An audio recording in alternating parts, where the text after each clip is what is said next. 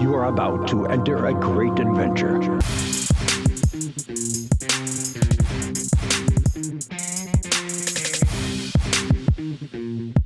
This is Strutting from Gorilla.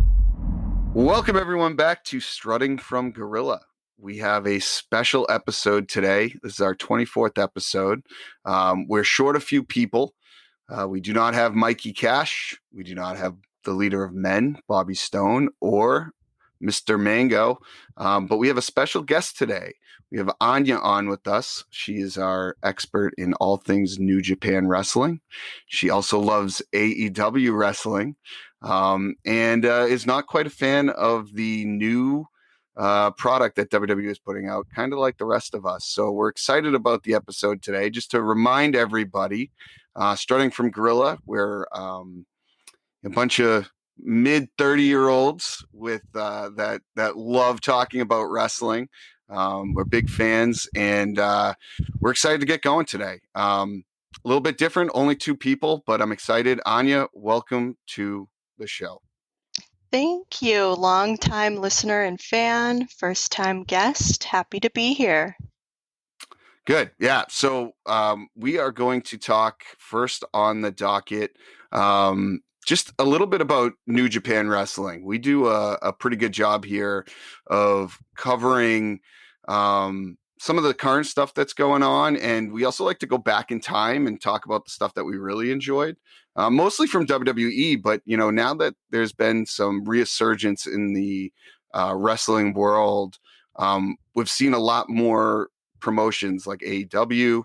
We've seen Impact Wrestling kind of partner with AEW and then New Japan. New Japan's been around for a long time. It's had its ups and downs. And we'd love to hear a little bit more about what you have to think about it. Yeah, so first of all, I want to thank Chris Jericho because he's the one who got me into New Japan Wrestling. I remember seeing so many articles and YouTube videos about this Kenny Omega this, Kenny Omega that.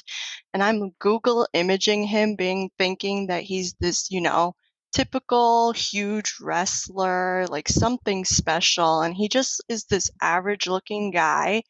And I'm like, what is so special about him? He had an upcoming match with Chris Jericho at Wrestle Kingdom. And I'm like, I gotta watch this and see what he's all about. And as soon as I watched that first Wrestle Kingdom and I saw that Chris Jericho Kenny Omega match, that was it. I just became a huge New Japan fan. And back in the day, they were on Access TV, so you could watch it if you had any major cable network, but now they're strictly on the New Japan service only, which is unfortunate. So I've kind of lost touch with that since I don't have that service. But I wanted to talk a little bit about what makes New Japan Wrestling so different and so good. And one of the things that they have, because they have probably a quarter of a roster size as WWE, but one of the things I find super interesting is they have these huge factions. They have Bullet Club, which we're all very familiar with. They have Chaos, they have Los Ingobernables de Japón, and they have a ton of members. And it's a revolving door. There's always new wrestlers coming in that are huge debuts, and then there's wrestlers that are changing factions, that are betraying other wrestlers. So there's always this storyline going, even though it's very much the same story because it's all the same factions, but there's always new faces and there's always new stories. No, that's a really good point. Now, let me ask you a question about that, though. So we always talk about how the problem with WWE now is how it's so like it's like a cog, right? It's everything's cookie cutter and everything like that. Do you see that with New Japan Wrestling as much? Again, I haven't watched it much You at gotta all. watch it. I know, I got to. And I actually, you mentioned it. They have a their own little service. I think they're on Roku TV now too. That you can watch them on that as well. I think Mike's mentioned that before. But yeah, no, those are really great points. Yeah, keep going. Keep going. Yeah, no, I mean, a lot of their wrestlers, there's your standard gimmicks, but they're all very neutral and very normal. I feel like all their wrestlers are very just much these regular guys that are just themselves, and what they do is perform great wrestling. They perform amazing moves, amazing matches, and what they do with these large factions too is they're not afraid to combine multiple wrestlers into a tag team, throw in a tag team match that we've never seen before, and they also have their own singles matches amongst themselves too. So I feel like it's always fresh, it's always new. And one thing that's very interesting is a few years back, there was a feud between Kenny Omega and Kazuchika Okada. I'm not sure if you've ever heard of that name, Anthony. I have not, Anya. I have not. Those are two names I have not heard of, but please continue to enlighten me on this. I'm in learning mode right now. Well, I mean, I don't want to talk too badly about WWE, but one of the things that they do is I feel with all the pay-per-views that they don't have as much time to really build up these huge matches. One thing they did really well on NXT, I remember, was the Gargano and Ciampa feud. I feel like that was paced out far enough that you could really be engaged in it, that their matches weren't consecutive. Oh, on this night, there's a Gargano and Ciampa match. Oh, the next night, another Gargano and Ciampa match because they're in this feud. So what New Japan did with Kenny Omega and Kazuchika Okada was they paced it off in years. I believe it started in 2016 was when they had their first match together. In 2017, they had another match together.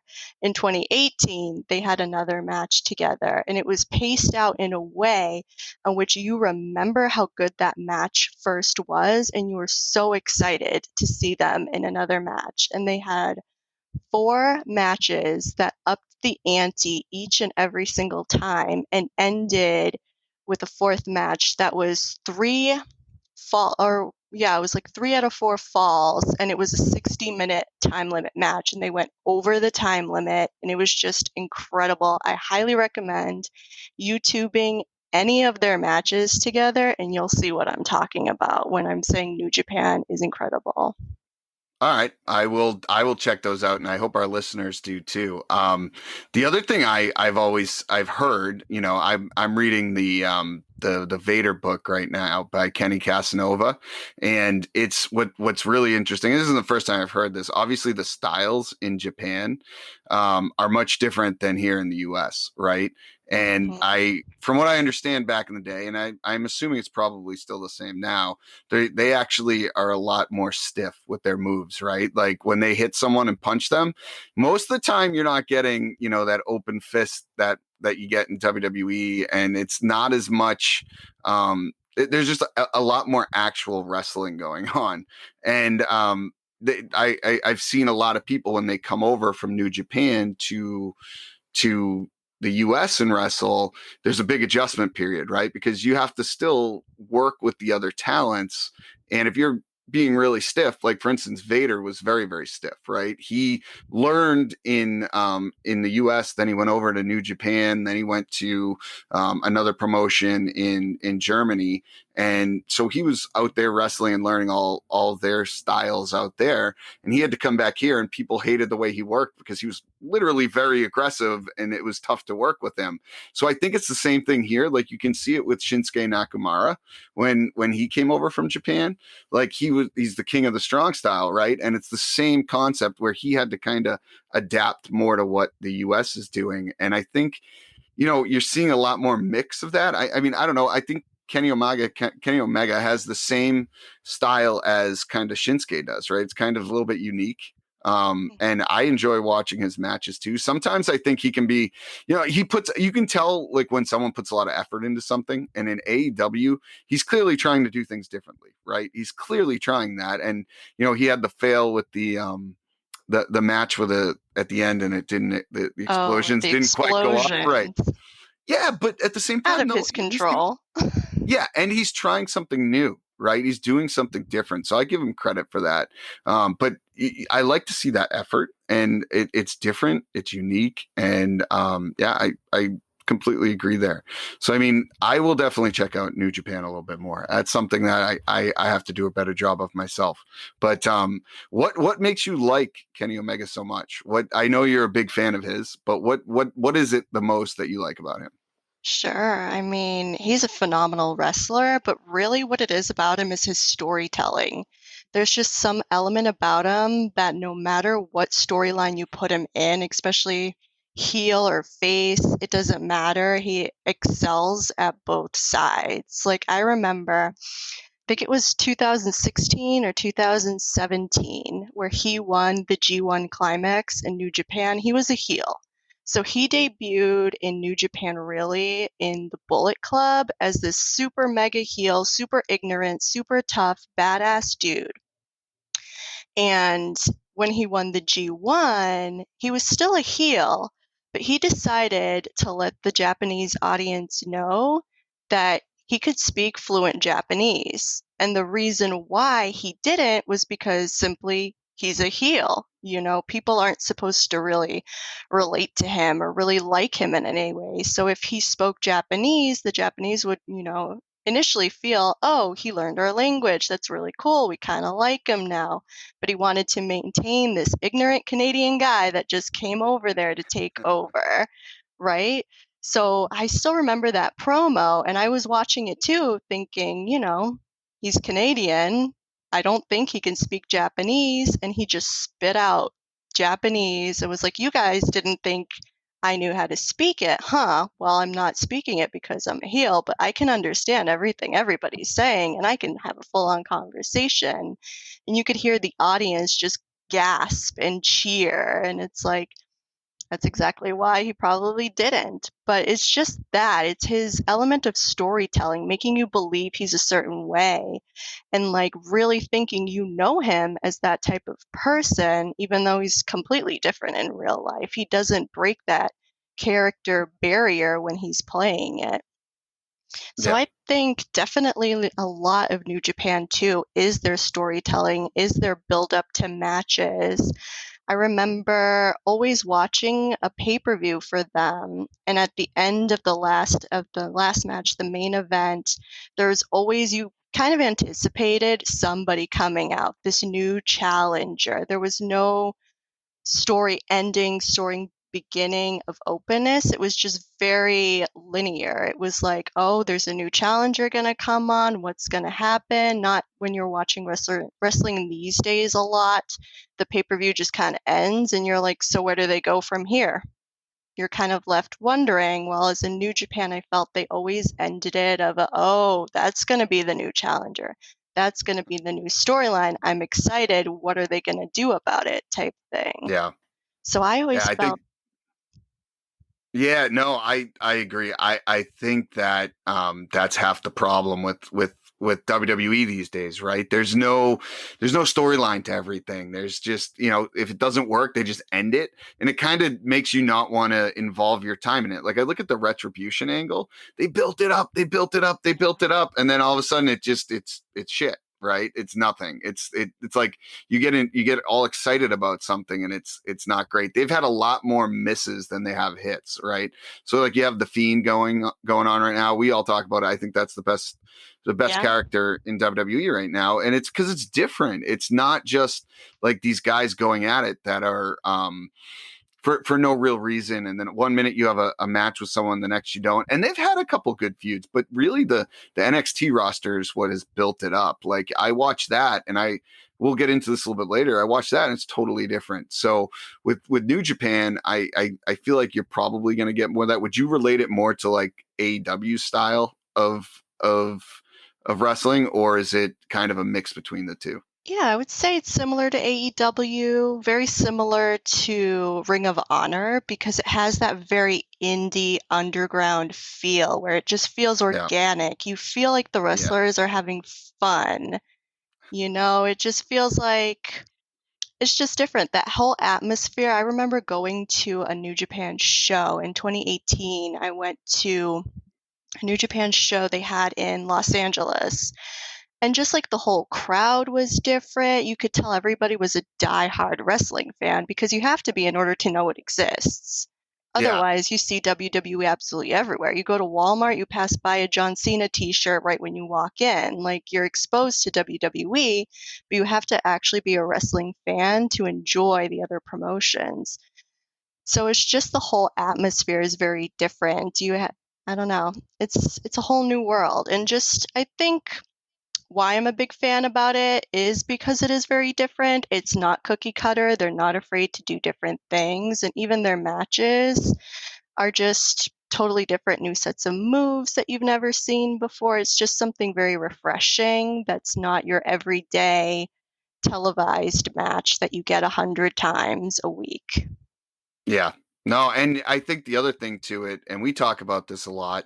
And again, I don't want to bash on all this stuff, but we talk about this a lot. But there is a big difference between the two because just look at this week alone. We talked about this last week on our podcast, talking about kind of the road to WrestleMania.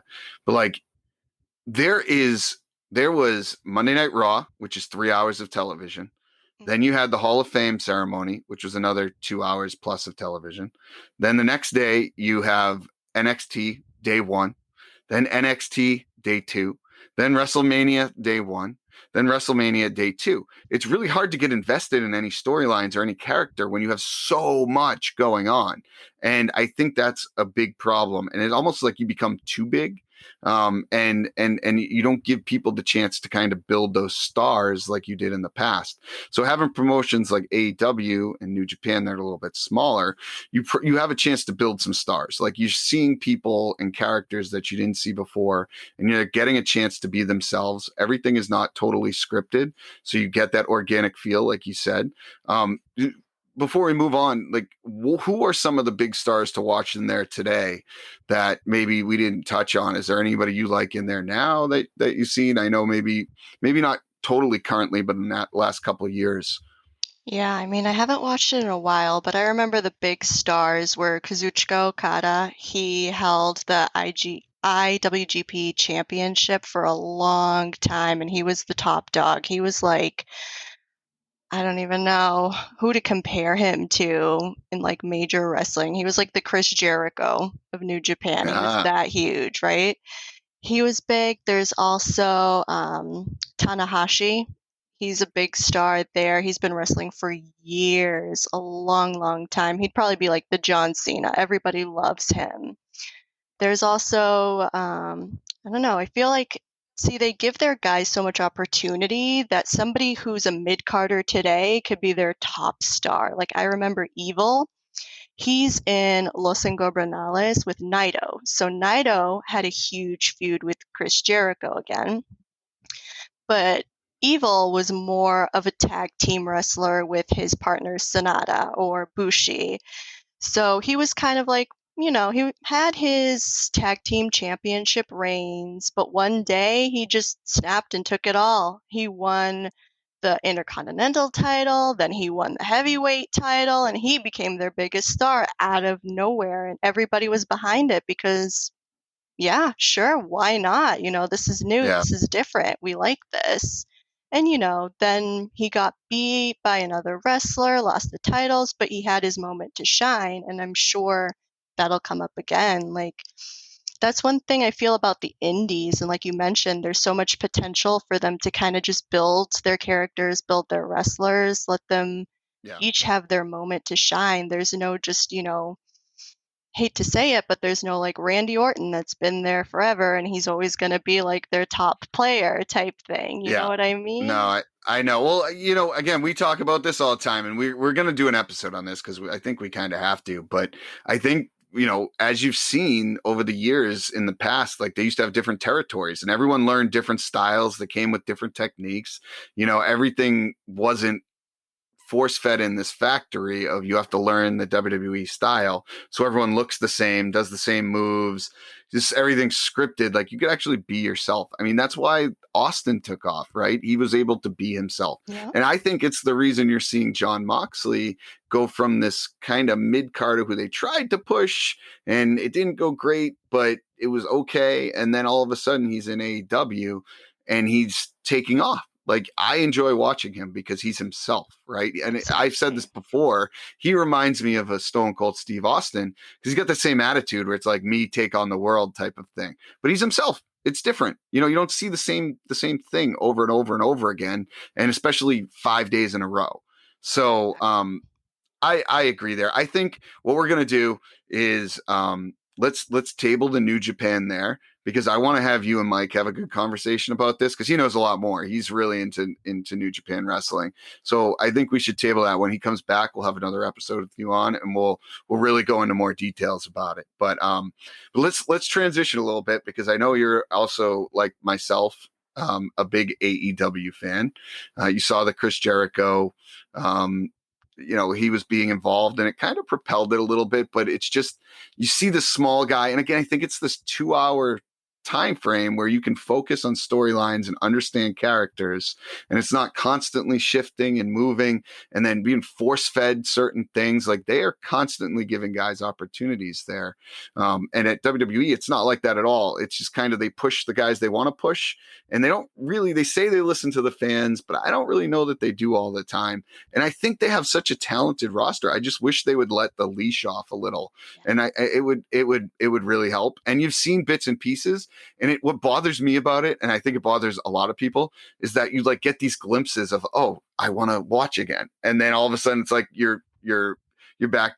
You take a step forward to take 2 steps backwards. And my expectations of all of I continue to watch it. Thing is, I know Mikey Cash is listening to this and say, well, Vito, you choose to watch it. You don't have to choose to watch it. It's one of those things. It's like, yeah, but I just always hope that they figure it out, and they haven't. But you get these bits and pieces. Like I thought the Royal Rumble was pretty good. My expectation was low, and it pretty much exceeded it. But with AEW, I feel like it's just this fresh take on everything. And one of the things I want to touch on is, did you see that they are doing Austin is doing his Broken Skull sessions and Chris Jericho is going to be on it? Did you see that? No. Yeah, so it was just advertised. Chris Jericho is on there. It's this big thing. It has like the rattlesnake, and then it has the Y2J countdown.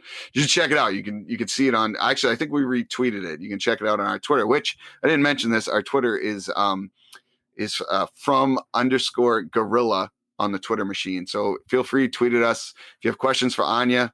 I'm sure she'd love to answer them. Tweet at us. If you think that New Japan is way better than we're giving it credit for, you can also yell at us for that too.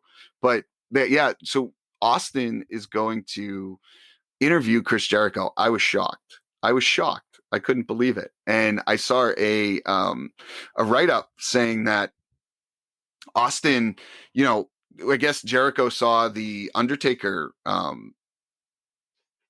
episode and he loved it. And so he texted Austin and said, I'd love to be part of the show. And he said, yeah, I'd love you to be too. And he texted Vince McMahon and he said Vince McMahon gave him a thumbs up on the text. And that was it. And so Austin then said, hey, I just want to make sure you understand this. Chris Jericho, who signed with AEW, wants to be on the show. Are you sure you want him on? And he said, yes, I do. And so he said he tried to call him, but he said Vince doesn't pick up his phone calls as often as he used to. And so they're doing the show. So I'm really excited to see that. I don't know what your thoughts are on that. I'm shocked. I would think, Jericho left WWE for another promotion, that he burnt that bridge with WWE. So I'm sure that's how Stone Cold felt too when he heard, when he said, I would love to have you on too, but essentially it's not up to him. So I'm excited for that. I'm wondering how that's going to go. Me too. I'm super excited for it. I think it's going to be awesome. I have a feeling it's going to be a lot of softball questions, though. I don't think you're going to hear a lot about AEW. This is just my opinion. I don't know. I don't have like a sneak peek into this, but but I think it's going to be a lot of softball questions and a lot of stuff directed at his time in WWE and kind of the current state of wrestling. I don't think it's going to be much about AEW, but I could be wrong. I mean, I guess, people asked Triple H about it, and he originally said that when, how AEW is kind of doing their whole inter promotion thing with Impact and New Japan, and they said they opened the door to WWE, and Triple H said they were open for business, and I guess he was right. I'm kind of shocked about it because back in the day, you would never see a WCW guy on a WWE programming. So I No, think that's having the enemy over for dinner. Yeah, but I mean, I like it. I like it. I mean, I think there's two things I take out of this. One, I don't think Vince McMahon sees AEW as a threat, because if he did, I don't think he would allow this to happen, which I think he's incredibly wrong on. But that's me. And number two, I also think the other part of it is maybe Vince McMahon's just getting older, and he's like, well, listen, we just made $1 billion off of this Peacock thing. It's kind of out of my hands. We have the board of directors here, and yeah, I still make decisions, but who cares, And so I don't know. I'm very curious to see what he's going to ask, and I'm really excited about it. Do you think this could also be one of those things where Vince is like, maybe it'll get AEW listeners to listen to us and maybe pay attention more to WWE? It could, but I think it's kind of the other way around, right? I think people who like AEW are wrestling fans, right? And they're people who watch WWE forever, who now watch AEW because they're so sick of WWE. That's my opinion based on. I mean, if you go on Twitter, all I ever see is people bashing WWE. So, but again, times are different, right? We're in our 30s. I loved wrestling since I was a kid. I know you have too. And times are different. I don't know. Maybe kids today love the WWE style that maybe we didn't see, and there's younger generation that are watching. But I just, again, I could spend all day bashing, but I'm not going to, Anya. I'm not going to. That's the last bad thing I'm saying about WWE. But no, I'm excited for AEW. I'm excited for it. To piggyback on what you just said, though, about watching wrestling as a kid, maybe that's why we appreciate underground promotions more like AEW and New Japan, because they aren't afraid to give us those hardcore matches that we were used to, because things were different back in the day. Remember the hardcore title? They had their own title. I know. And it was awesome. It's kind of like the 24/7 belt. The 24/7 belt right now. It's stupid. I hate it. But the hardcore one was kind of cool at the beginning. And it was kind of for those wrestlers that I feel like they were using it as a way to get a lot of the ECW guys. They saw what ECW was doing. It was taking off. People liked it. But it was a different set of audience, right? It's not the same people who were watching WWE. They started to kind of mend together when they were pushing the envelope with a lot of stuff. But yeah, I don't know. We'll see how it goes. I'm curious to see how things pan out. But with AEW, it's been on a good run. I mean, listen, it has its ups and downs. And people used to bash on WWE for bringing in all these old guys like Goldberg and having Lesnar be a part-time champion. But I hate to be the bearer of bad news. AEW is kind of doing the same thing right now. They're doing a better job of being able to push the younger talent without focusing on the older guys. You had Sting and Darby Allin, who I love Darby Allin. He's probably my favorite in AEW. And they were in a match together, but you didn't see Sting, in a standalone match. You watch Goldberg, he can't be a match more than 5 minutes. How is that even entertaining? And so I don't know. They just have done a pretty good job. I loved the lights out match with John Moxley and Kenny Omega. I thought it was awesome. That's really what got me. I was kind of excited about AEW. Then I saw that and I'm like, oh, this is wrestling. This is wrestling. I not every match has to be a hardcore match, but it gives you something to look forward to. And you can see the effort these guys are putting into it. And I loved it. It was great. And then we talked about it last week, but did you see the Britt Baker Thunder and Rosa? Thunder Rosa match. Did you see any of it at all? Incredible. And you know what? It's about time Yeah. AEW puts on some good women's matches Yeah, because their I know. I agree. women's division is full of talented wrestlers, but they don't do a good job at highlighting them. But No. that Britt Baker Thunder Rosa match, chef's kiss, top notch. That was a 6 out of 5-star match. Yep. Agree. I agree with you there. And you're the point about, okay, so here it is. Here it is. My shining moment for WWE. They may not be perfect at it, but at least they are doing a very good job pushing the women's matches.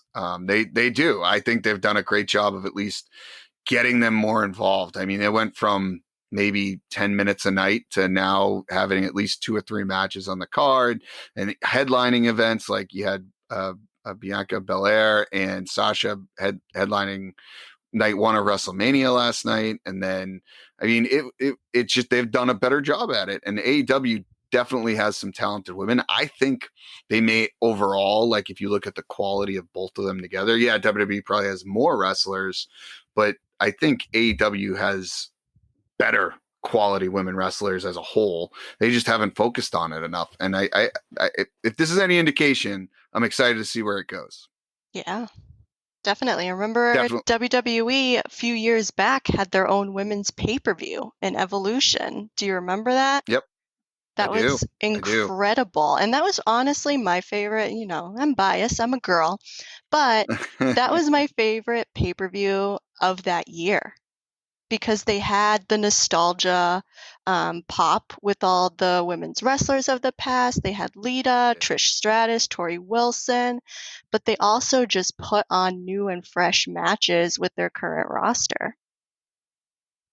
Yeah, no, I 100% agree with you. It's been lights out better. The thing is though, you can see a big difference between the, like there's definitely like a 1A of good women wrestlers in WWE. Like meaning like the Sashas, the Baileys, the Charlotte Flairs, the Becky Lynch's, and then you kind of there's some other good ones too. I'm not discounting other people. There's some really great ones in NXT, but there's also some like that you can see are starting to get better. Like I look at Camilla. I didn't think she was a great wrestler from the beginning. And quite honestly, she was a cheerleader who then turned into a wrestler.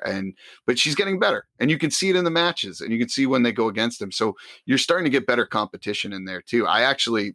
This is a little off subject, but it was pretty cool. I was listening to the Grilling JR podcast, which I actually love that podcast. I think it's awesome. JR does a really great job of telling some stuff now that, you know, he behind the scenes that you didn't know about.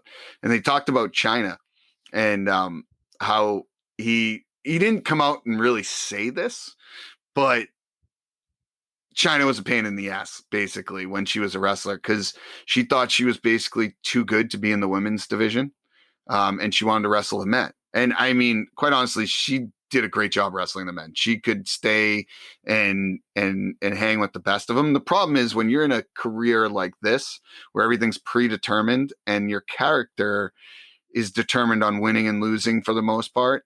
If you're a male character and you're losing to a female character, it was perceived as not so great for your future. You know what I'm trying to say? So getting someone to lose to her a lot was not easy to do, especially at that time. But she was well ahead of her time as far as women wrestlers go. And so anyway, so during all this, WrestleMania 17 came around, and they wanted China to win the women's title, and you know she really didn't even want to win it, and they convinced her to do it and wanted to make her kind of like the Hulk Hogan of women's wrestling, so she could kind of propel it and maybe get other women who wanted to be involved and that were on her same level to be involved, and she could get some more talent, because there really wasn't anyone at that time. I feel like that you could really see competing with her, especially where she was going against men and winning. And so she went into the match at WrestleMania 17 against Ivory, and who Ivory was a great competitor, and JR talked great things about her, great person. And she basically won it in 3 minutes and embarrassed Ivory, and JR hated it. JR hated it. He was like, just not a great look. Didn't need to be done. And she could have cared less to be the women's champion. So I wish she was around now in that prime to go against like the Charlotte Flairs, the Thunder Roses. I think it would be a better time frame. Oh, it'd be incredible. I feel like that's what they're trying to do with Jade in AEW now, because look at her. She is a beast. She could kick anybody's ass just by looking at her. Like, I know. I feel that's the direction they're going to take with her. Yeah, I would agree with that. I would agree with that. And they have a lot of talent on there. So I'm excited to see how that goes. But overall, I mean, I enjoy the AEW product. I just hope they don't get oversaturated too quickly. The other thing that I will say is I listened to another podcast. It was oh my God, it's escaping me. What John Moxley's wife, Renee Young. Renee Young. She has that podcast. Mike talks about it all the time on here. And I finally listened to it. And I listened to the one with Tony Khan. And I thought it was awesome. He came across as a very big wrestling fan who really wanted to see things happen and wanted the wrestlers to do well. And he talked about man, I'm struggling with names today. Who's the recent wrestler that just passed away? Oh, Brody Lee. Brody Lee. He talked about the tribute episode and how for a week he had anxiety because he wanted to make it worth the while for Brody Lee, and he didn't think he would be able to do it justice. And anyways, it's a good listen. But it just made me like, it's a total different attitude than what you get out of WWE. You get a guy who it's a corporate owned product, and you get a guy who is the boss and he wants things his way, and that's it, and this guy seems to like really listen. And it's just, it's interesting because I feel like wrestling always repeats itself. There's always this cycle of wrestling where it's like, it's hot, it's cold, it's hot, it's cold.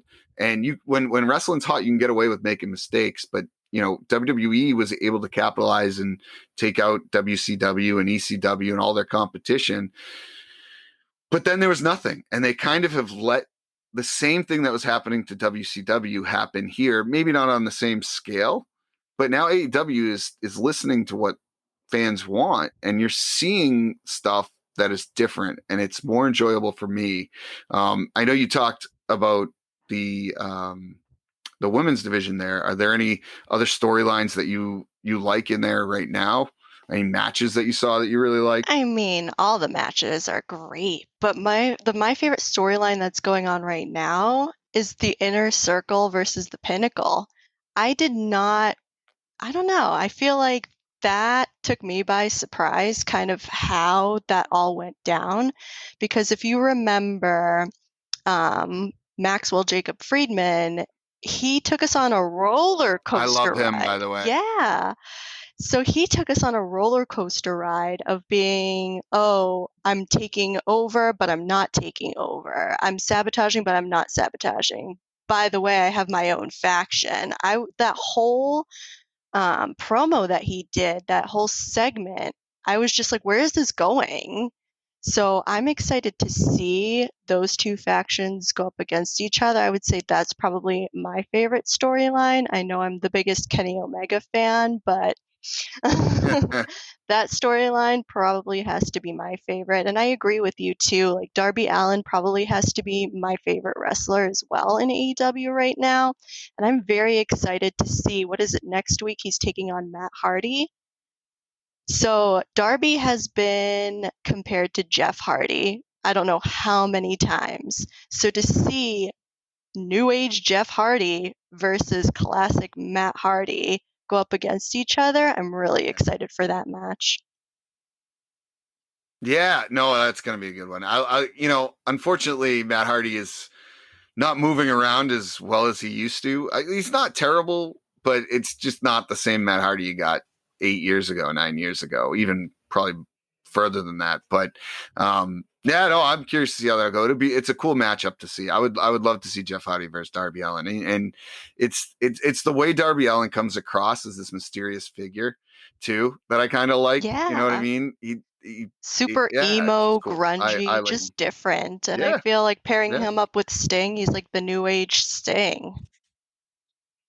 yeah, yeah. Oh, absolutely. You know, and the other thing too is um with AEW, they do a really good job on their tag team, like their tag team division, which you don't see in WWE. It's No, like Vince hates tag because teams. you have, He which split is up the stupid New because some Day. of the best. I know, and but it's dumb. You know, we've talked about this on the podcast a million times too. The the titles, like not having two tag team champions and two WWE champions and an intercontinental champion and a US champion and this and that, it's like it doesn't really mean anything. So having a couple concentrated champions, you can kind of see like who the guys are that you know you should be focusing on, and I don't know, it makes a big difference to me, and I just hope that AEW continues on this path and doesn't, like, even not doing a pay-per-view every month is kind of nice, because when they do the pay-per-views, like the last one was at Revolution, that one was awesome. Like the card on it was unbelievable, and I think my expectations were so high on that one, and it didn't fall very low, but it was a great pay-per-view.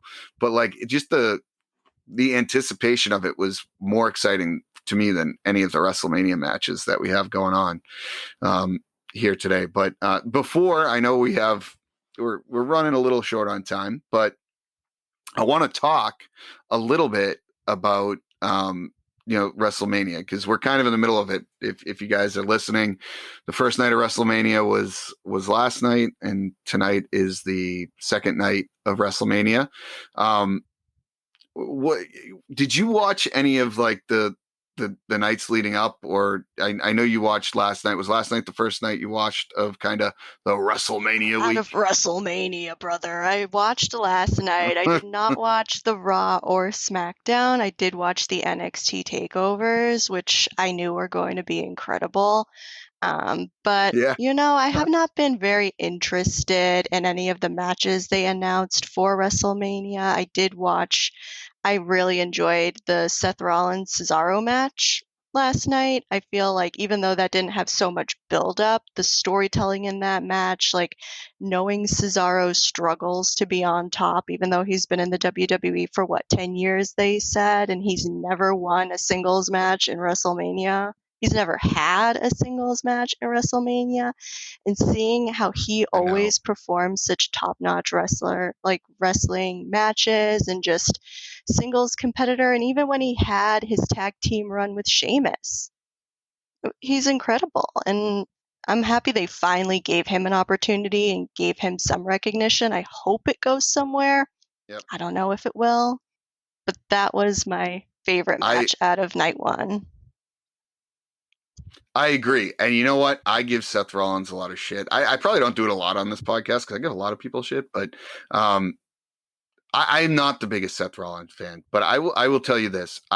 He's a big fan of wrestling, you can tell. And for him to kind of do the job and let Cesaro win, when he's kind of in a weird way right now, because he's not champion. He was champion twice and he hasn't been, and he's got a gimmick going on, and he's like the guy that like I want to like but just never do for some reason. And the fact that he kind of, I liked their feud. I thought it was great because he did this whole like promotion about how, you know, Cesaro, no, Seth Rollins is the champion that you should be rooting for, and this, that, and the other. It was great. I loved the promo, and it made you really even get on Cesaro's side more. And you're right. It's funny that a lot of these underutilized guys end up being people that you like, because you see that they're underutilized. Like that's really it. Same with, it was with Daniel Bryan. Daniel Bryan was the same way for a long time. And then he, you know, they had the whole yes movement and he took off. So I agree with you. I thought that was a great match. Trying to think, what were some of the other matches last night that I saw that I really liked? We had the Lashley and so first of all, they had the rain delay. And I want to point this out there. I was talking with Mikey Cash And he had mentioned that the one thing about the rain delay that he really liked is that you could tell the promos weren't scripted and they came across great. And he thinks that they should use that as a jumping board to be able to do that more often. And I think we all agree, and less scripting, the better.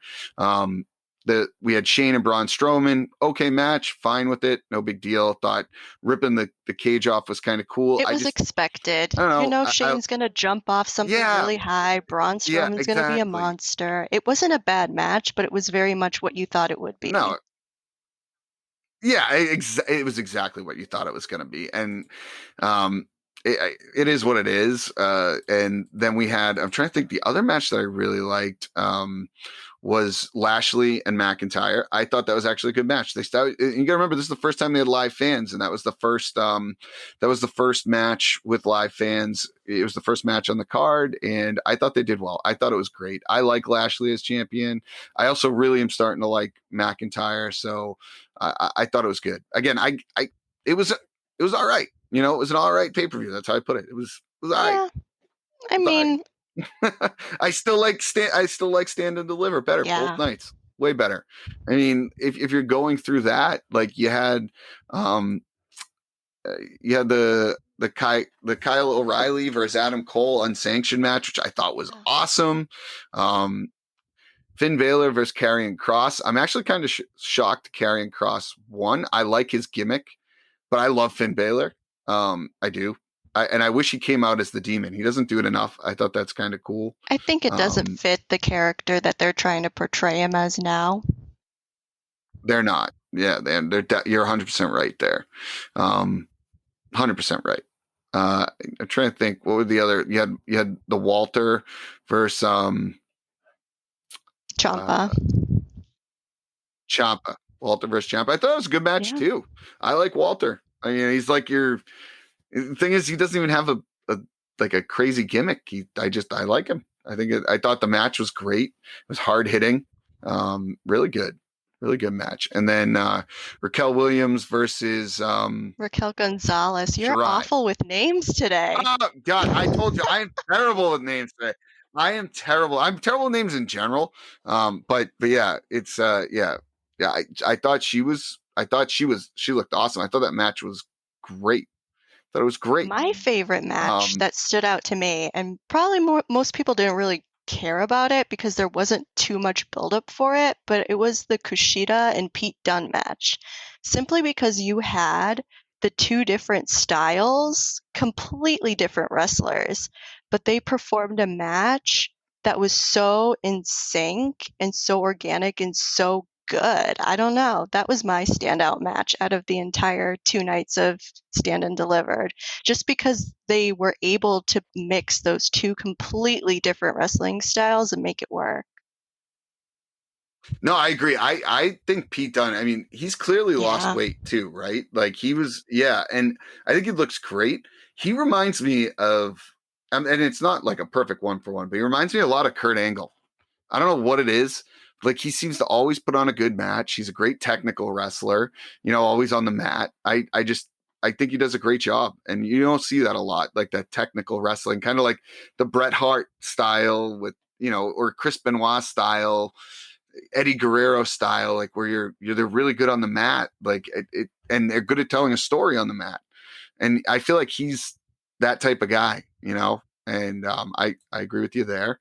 The O'Reilly and Cole match, though. That's one of those other ones that had a long build up to it, and there's been so many matches between them and involving them, and just their whole faction altogether with the whole breakup that went down. I think that's what really got people excited, and there was such a high expectation for that match that I completely lost track of time watching it, because I thought the pay-per-view was going to be 2 hours. So I'm like, oh, it must be 10 o'clock now. It was 10:35 when it ended. I'm like, whoa.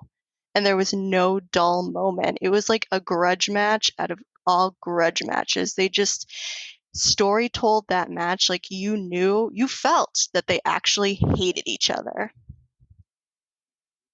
Yep. Nope, I agree. I did. But at the end, what I thought was cool is when Cole was being carried off in the cart, like, well, he was been put on the stretcher.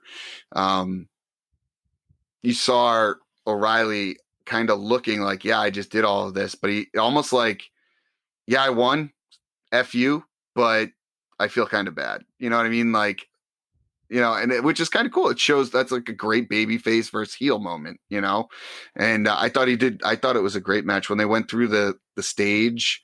That was pretty cool. I didn't expect that. And they just did some unique things that were a little bit different. The only thing I'll say is that this unsanctioned match, okay,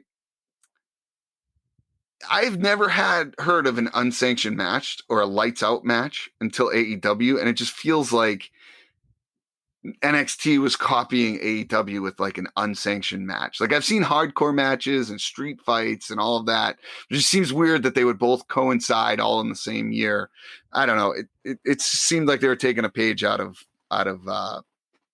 AEW's book on that. But I mean, it was still a great match. I like NXT. Love it. I wish more of the main roster would be like NXT.